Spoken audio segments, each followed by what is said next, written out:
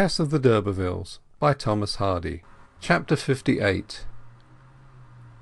The night was strangely solemn and still. In the small hours she whispered to him the whole story of how he had walked in his sleep with her in his arms across the Froom stream, at the imminent risk of both their lives, and laid her down in the stone coffin at the ruined abbey. He had never known of that till now. "Why didn't you tell me the next day?" he said. "It might have prevented much misunderstanding and woe." "Don't think of what's past," said she. "I'm not going to think outside of now. Why should we? Who knows what tomorrow has in store?" But it apparently had no sorrow. The morning was wet and foggy, and Clare, rightly informed that the caretaker only opened the windows on fine days, ventured to creep out of their chamber and explore the house, leaving Tess asleep. There was no food on the premises, but there was water, and he took advantage of the fog to emerge from the mansion and fetch tea, bread and butter from a shop in a little place 2 miles beyond, and also a small tin kettle and spirit lamp, that they might get fire without smoke. His re-entry woke her, and they breakfasted on what he had brought. They were indisposed to stir abroad, and the day passed, and the night following, and the next, and next, till, almost without their being aware, 5 days had slipped by in absolute seclusion, not a sight or sound of a human being disturbing their peacefulness, such as it was. The changes of the weather were their only events, the birds of the New Forest their only company. By tacit consent they hardly once spoke of any incident of the past subsequent to their wedding day. The gloomy intervening time seemed to sink into chaos, over which the present and prior times closed as if it had never been. Whenever he suggested they should leave their shelter and go forwards towards Southampton or London, she showed a strange unwillingness to move. "Why should we put an end to all that's sweet and lovely?" she deprecated. "What must come will come." And looking through the shutter clink, "All is trouble outside there. Inside here, content." He peeped outside also. It was quite true. Within was affection, union, error forgiven. Outside was the inexorable. And, she said, pressing her cheek against his, "I fear that what you think of me now may not last. I do not wish to outlive your present feeling for me. I would rather not. I would rather be dead and buried when the time comes for you to despise me, so that it may never be known to me that you despised me. I cannot ever despise you. I also hope that, but considering what my life has been, I cannot see why any man should sooner or later be able to help despising me. How wickedly mad I was!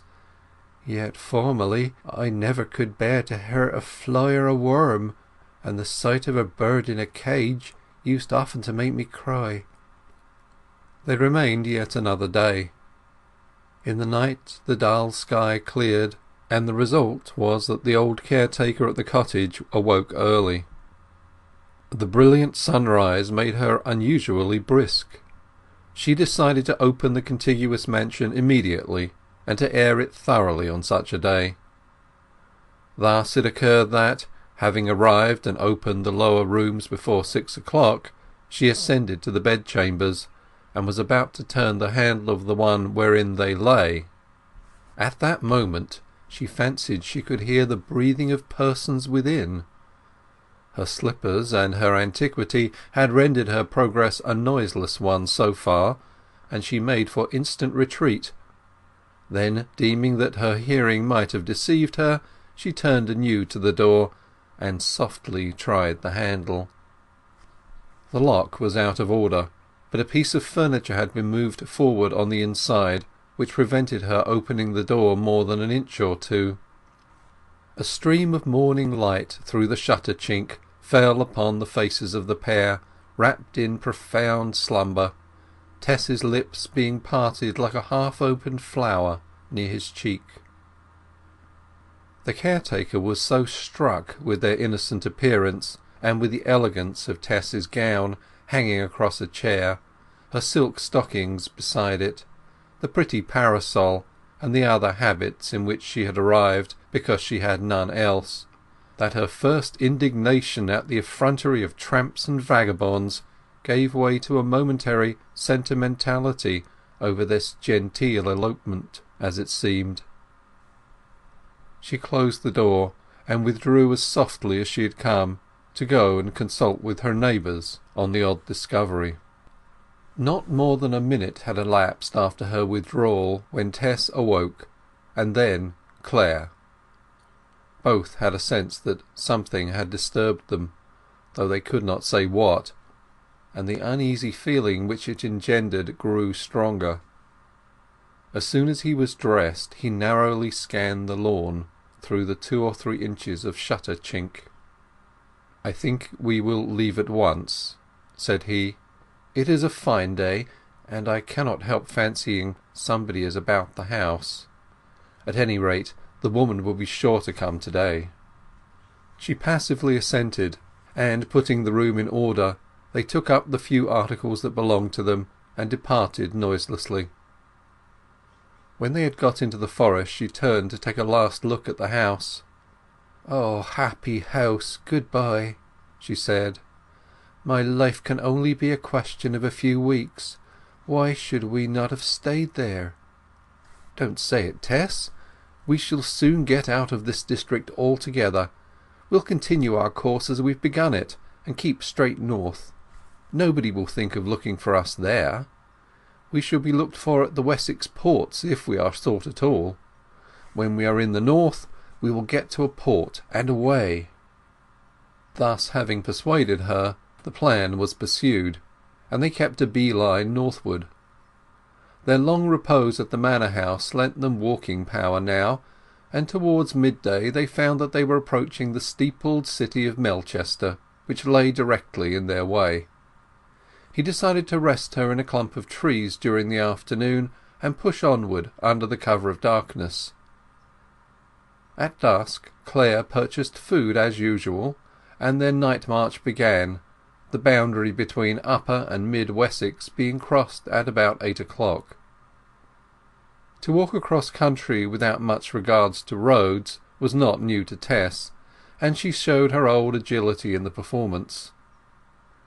The intercepting city, ancient Melchester, they were obliged to pass through in order to take advantage of the town bridge for crossing a large river that obstructed them. It was about midnight when they went along the deserted streets, lighted fitfully by the few lamps, keeping off the pavement that it might not echo their footsteps. The graceful pile of cathedral architecture rose dimly on their left hand, but it was lost upon them now. Once out of the town they followed the turnpike road, which after a few miles plunged across an open plain. Though the sky was dense with cloud, a diffused light from some fragment of a moon had hitherto helped them a little. But the moon had now sunk, the clouds seemed to settle almost on their heads, and the night grew as dark as a cave. However, they found their way along, keeping as much on the turf as possible that their tread might not resound, which was easy to do, there being no hedge or fence of any kind. All around was open loneliness and black solitude, over which a stiff breeze blew. They had proceeded thus gropingly 2 or 3 miles further, when on a sudden Clare became conscious of some vast erection close in his front, rising sheer from the grass. They had almost struck themselves against it. "What monstrous place is this?" said Angel. "It hums," said she. "Hearken." He listened. The wind, playing upon the edifice, produced a booming tune, like the note of some gigantic one-stringed harp. No other sound came from it, and lifting his hand and advancing a step or two, Claire felt the vertical surface of the structure. It seemed to be of solid stone, without joint or moulding. Carrying his fingers onward, he found that what he had come into contact with was a colossal rectangular pillar. By stretching out his left hand he could feel a similar one adjoining it. At an infinite height overhead something made the black sky blacker, which had the semblance of a vast architrave uniting the pillars horizontally. They carefully entered beneath and between. The surfaces echoed their soft rustle, but they seemed to be still out of doors. The place was roofless. Tess drew her breath fearfully, and Angel, perplexed, said, "What can it be?" Feeling sideways, they encountered another tower-like pillar, square and uncompromising as the first. Beyond it another and another. The place was all doors and pillars, some connected above by continuous architraves. "A very temple of the winds," he said. The next pillar was isolated. Others composed a trilithon. Others were prostrate, their flanks forming a causeway wide enough for a carriage, and it was soon obvious that they made up a forest of monoliths grouped upon the grassy expanse of the plain. The couple advanced further into this pavilion of the night till they stood in its midst. "It is Stonehenge," said Claire. "The heathen temple, you mean?" "Yes. Older than the centuries, older than the D'Urbervilles. Well, what shall we do, darling?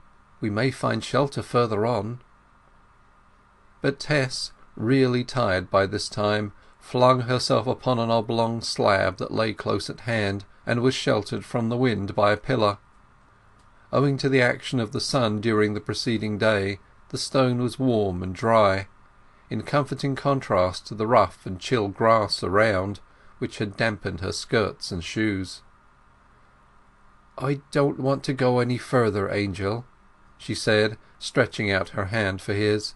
"Can't we bide here?" "I fear not. This spot is visible for miles by day, though it does not seem so now.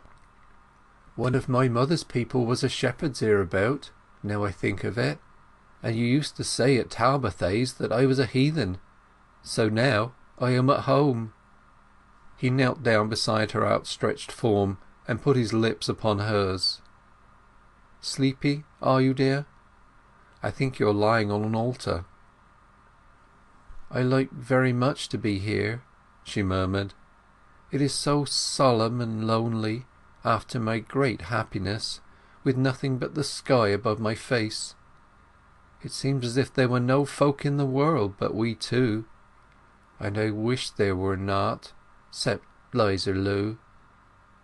Claire thought she might as well rest here till it should get a little lighter, and he flung his overcoat upon her and sat down by her side. "Angel, if anything happens to me, will you watch over 'Liza Lu for my sake?" she asked, when they had listened a long time to the wind among the pillars. "I will." "She is so good and simple and pure. Oh, Angel, I wish you would marry her if you lose me, as you will do shortly. Oh, if you would!" "If I lose you, I lose all, and she is my sister-in-law." "That's nothing, dearest. People marry sister-laws continually about Marlott, and 'Liza Lu is so gentle and sweet, and she is growing so beautiful. Oh, I could share you with her willingly when we are spirits. If you would train her and teach her, Angel, and bring her up for your own self. She had all the best of me, without the bad of me, and if she were to become yours, it would almost seem as if death had not divided us. Well, I have said it. I won't mention it again." She ceased, and he fell into thought. In the far northeast sky he could see between the pillars a level streak of light. The uniform concavity of black cloud was lifting bodily like the lid of a pot, letting in at the earth's edge the coming day, against which the towering monoliths and trilithons began to be blackly defined. "Did they sacrifice to God here?" asked she. "No," said he. "Who to?" "I believe to the sun. That lofty stone set away by itself is in the direction of the sun, which will presently rise behind it." "This reminds me, dear," she said. "You remember you never would interfere with any belief of mine before we were married, and I knew your mind all the same, and thought as you thought, not from any reasons of my own, but because you thought so. Tell me now, Angel, do you think we shall meet again after we are dead? I want to know." He kissed her to avoid a reply at such a time.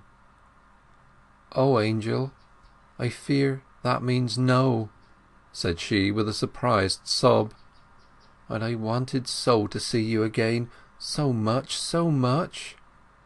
"What, not even you and I, Angel, who love each other so well?" Like a greater than himself, to the critical question at the critical time he did not answer, and they were again silent.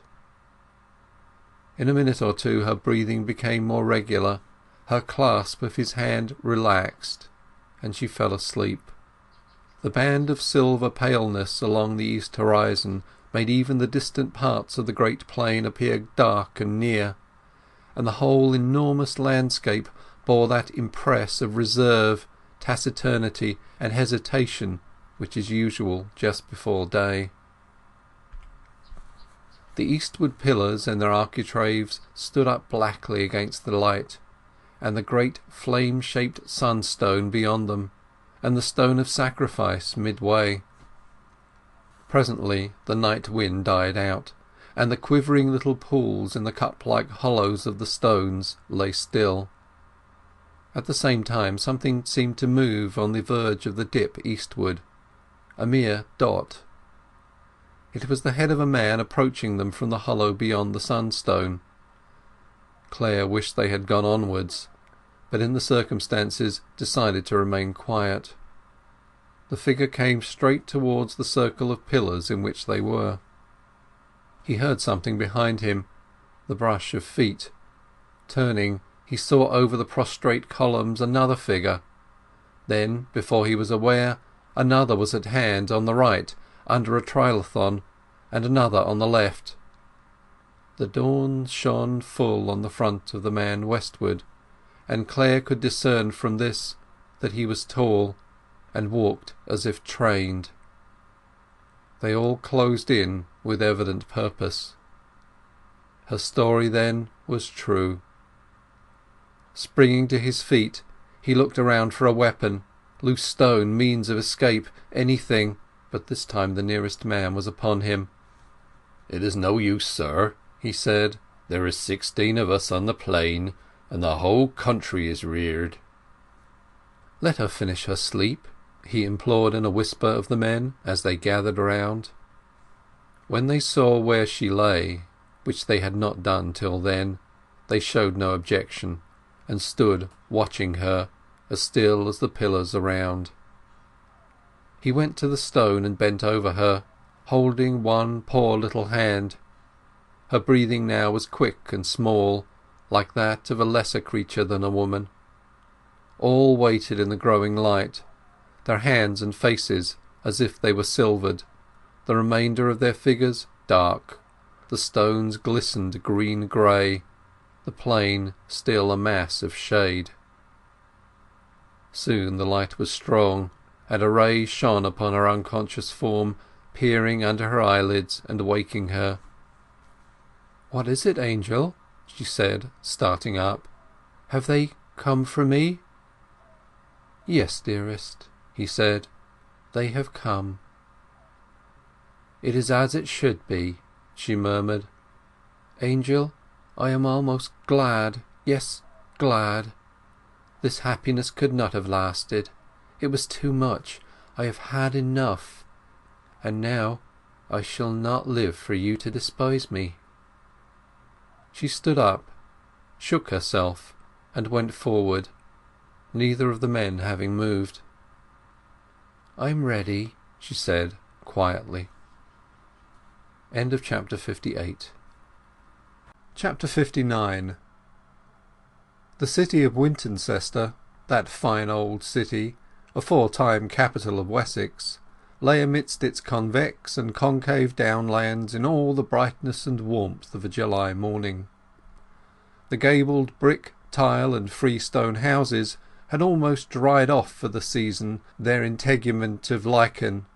The streams in the meadows were low, and in the sloping High Street, from the West Gate to the medieval cross, from the medieval cross to the bridge, that leisurely dusting and sweeping was in progress which usually ushers in an old-fashioned market day.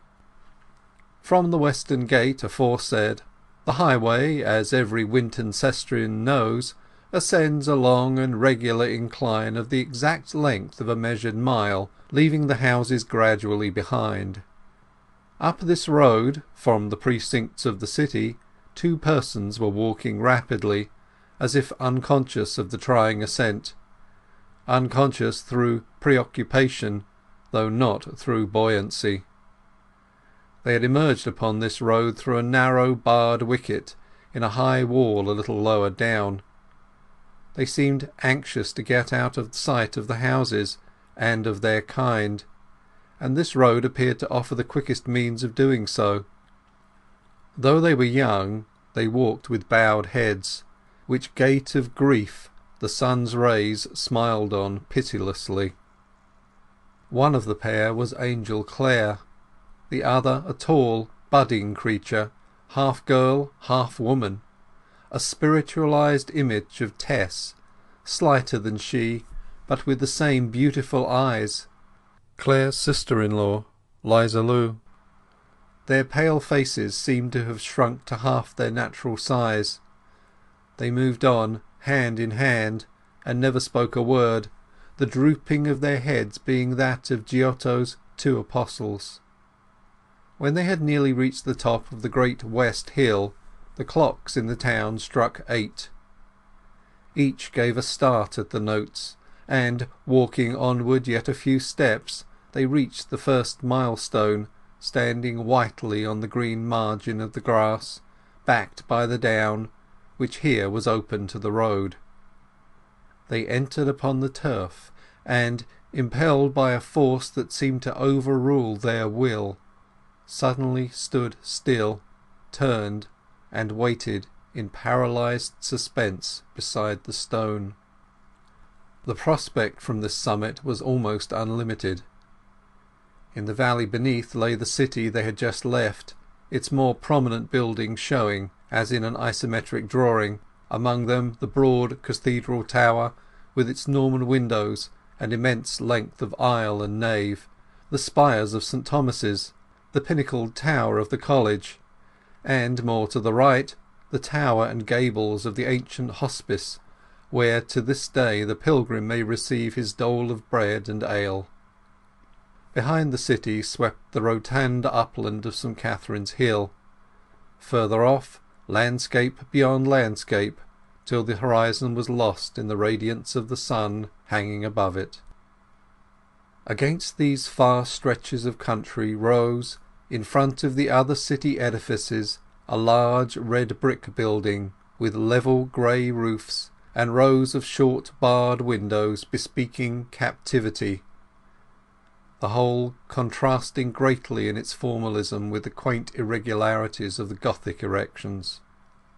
It was somewhat disguised from the road in passing it by yews and evergreen oaks, but it was visible enough up here. The wicket from which the pair had lately emerged was in the wall of this structure. From the middle of the building an ugly, flat-topped, octagonal tower ascended against the east horizon, and viewed from this spot, on its shady side and against the light, it seemed to be the one blot on the city's beauty. Yet it was with this blot, and not with the beauty, that the two gazers were concerned. Upon the cornice of the tower a tall staff was fixed. Their eyes were riveted on it. A few minutes after the hour had struck, something moved slowly up the staff, and extended itself upon the breeze. It was a black flag. Justice was done, and the President of the Immortals, in Aeschylean phrase, had ended his sport with Tess. And the d'Urberville knights and dames slept on in their tombs, unknowing. The two speechless gazers bent themselves down to the earth as if in prayer, and remained thus a long time, absolutely motionless. The flag continued to wave silently. As soon as they had strength, they arose, joined hands again, and went on. End of chapter 59, and end of Tess of the d'Urbervilles, A Pure Woman, by Thomas Hardy.